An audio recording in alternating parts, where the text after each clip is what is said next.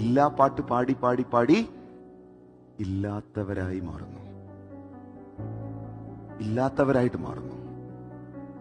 ചെറുതാവട്ടെ വലുതാവട്ടെ, എന്ത് കാര്യത്തിലാണെങ്കിലും അവര് ഇല്ല ഇല്ല ഇല്ല ഇല്ല ഇല്ല.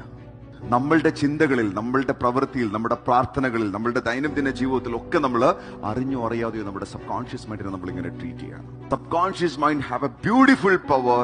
നിങ്ങൾ എന്താണോ നിരന്തരമായി കൊടുക്കുന്നത് അതിനെ സബ് കോൺഷ്യസ് അട്രാക്ട് ചെയ്യും. And that is called law of attraction. നിങ്ങൾ ആവർത്തിച്ച് ചിന്തിക്കുന്നത് എന്തും നിങ്ങളിലേക്ക് ആകർഷിച്ചുകൊണ്ടേയിരിക്കും. വിജയമാണെങ്കിലും പരാജയമാണെങ്കിലും,